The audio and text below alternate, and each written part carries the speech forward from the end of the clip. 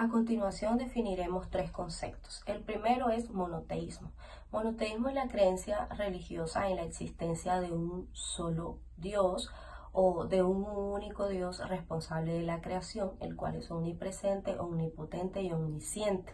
El segundo concepto es el concepto de unidad. Unidad es una propiedad de todo ser, según la cual no puede dividirse sin que se altere su esencia. El concepto de unidad también abarca, puede ser una sola cosa o puede ser la reunión de varias cosas que conforman una. Por ejemplo, un equipo de fútbol o por ejemplo, en la creencia trinitaria, Dios está constituido por tres personas diferentes, pero es un solo Dios. Ahora, el concepto de unicidad significa que Dios es uno, que es único, que es indivisible y que no existe ninguno de su especie. Es decir, que Dios es un único ser, un único Dios y que no hay dioses semejantes o parecidos a él. El segundo video menciona 7 errores de los pentecostales unicitarios. El primero es que la Trinidad no es una doctrina católica y se encuentra en la Biblia, lo cual no es cierto, porque la palabra Trinidad no existe en la Biblia. En ninguna parte dice que Dios es trino, pero sí dice que Dios es uno desde Génesis hasta Apocalipsis. Deuteronomio 6:4, oye Israel, Jehová nuestro Dios, Jehová uno es. Santiago 2:19, si tú crees que Dios es uno, bien haces, también los demonios creen y tiemblan. Apocalipsis 4:2, y viene el cielo un trono establecido y en el trono uno sentado. El segundo error es que Padre, Hijo y Espíritu Santo son nombres y que Jesús es un nombre humano y es un nombre corriente, lo cual no es cierto porque la palabra muestra la revelación progresiva del nombre. Dice, por tanto mi pueblo sabrá mi nombre. Es decir, no lo sabían. Por esta causa en aquel día, porque yo mismo que hablo, he aquí que estaré presente. Quien se hizo presente, el Señor Jesucristo. Esto se encuentra en Isaías 52:6. El libro de Lucas 1:31 menciona que el nombre de Jesús fue un nombre venido del cielo dado por el ángel a María.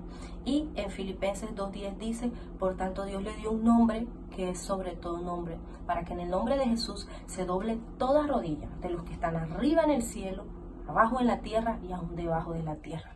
Tercer argumento, que Mateo 28:19 no es una cita alterada y que no hay evidencia de que en los escritos originales se dijera que el bautismo era en el nombre o en el nombre de Jesús. En realidad esto no tiene relevancia si era en el nombre de Jesús o en el nombre del Padre, del Hijo y del Espíritu Santo, porque cualquiera de estas tres cosas significan lo mismo. Existe un solo nombre debajo del cielo dado a los hombres en el que podamos ser salvos y es en el nombre de Jesús. Mateo 28:19 para ellos es la fórmula bautismal y dicen que debe ser en el Padre, en el Hijo y el Espíritu Santo, pero estos son títulos. El único nombre que se menciona y que es para la salvación es el nombre de Jesús. En Zacarías 14:9 dice, en aquel día Jehová será uno y uno su nombre.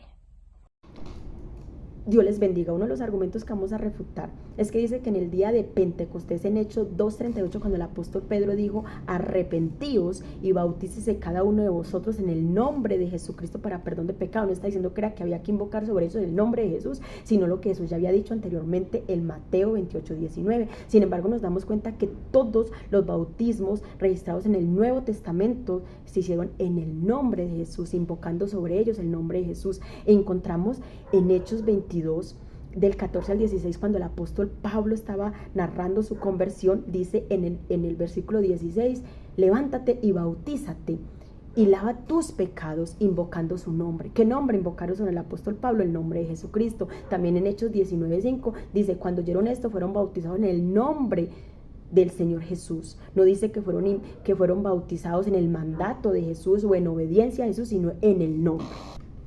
Otro argumento que quiero refutar es que dice que en Deuteronomio 6:4, oye Israel, Jehová nuestro Dios, Jehová uno es. No se dio al pueblo de Israel para denotar que Dios era uno. Sin embargo, eso fue lo que el pueblo de Israel entendió, eso es lo que el pueblo de Israel le enseña a sus hijos de generación en generación.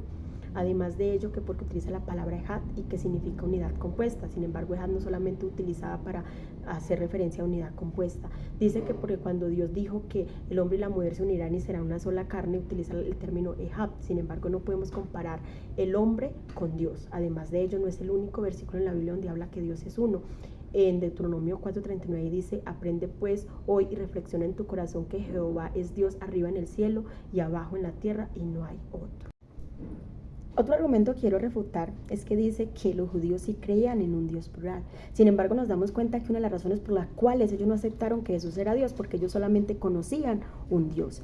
Y sabemos que en Juan 10:33 le respondieron los judíos diciendo: por buena obra no te apedreamos, sino por la blasfemia, porque tú, siendo hombre, te haces Dios. Los judíos nunca aceptaron de que Jesús fuera la segunda persona de la Trinidad. Además, es inadecuado decir que Dios es uno, dividido en tres personas diferentes, porque Dios no es una persona. Dios es espíritu, y eso lo encontramos en Juan 4:24. Los judíos creen en un Dios en calidad de uno, y eso lo registra en la Biblia, en el Antiguo Testamento. En ninguna parte dice que los judíos creen que Dios esté compuesto por tres. El último argumento que quiero refutar es que dice que la revelación de la unicidad, es decir, que el nombre del Padre, el Hijo y el Espíritu Santo es Jesús, y que Jesús es Dios, y que Dios es calidad de uno, no uno compuesto por tres, no es una revelación. Sin embargo, en Mateo 11:27 encontramos: todas las cosas me fueron entregadas por mi Padre, y nadie conoce al Hijo sino el Padre, ni al Padre conoce a alguno sino el Hijo, y aquel a quien el Hijo lo quiera revelar. Entender la unicidad, entender de que Dios es uno, que se ha manifestado de muchas maneras, es una revelación directamente de Dios. Entrando en nuestro tercer punto, vemos que el modalismo es una doctrina teológica que surgió en los primeros siglos del cristianismo y plantea una comprensión específica de la Trinidad. Según el modalismo, Dios es un ser único que se manifiesta en diferentes modos o formas en lugar de ser tres personas distintas, como lo sostiene la doctrina trinitaria clásica. En esta visión, el Padre, el Hijo y el Espíritu Santo no son personas separadas, sino manifestaciones sucesivas o roles desempeñados por el único Dios en diferentes contextos de la historia de la salvación. En relación con el monoteísmo, el modalismo intenta preservar la creencia en un solo Dios, lo que es central tanto en el cristianismo como en otras religiones monoteístas. Los modalistas argumentan que su enfoque refuerza la unicidad de Dios al evitar la noción de tres seres divinos separados. Sin embargo, la Iglesia primitiva rechazó el modalismo porque consideraba que comprometía la distinción entre las tres personas de la Trinidad, un elemento que consideraban esencial para la comprensión de Dios como un ser racional y trino.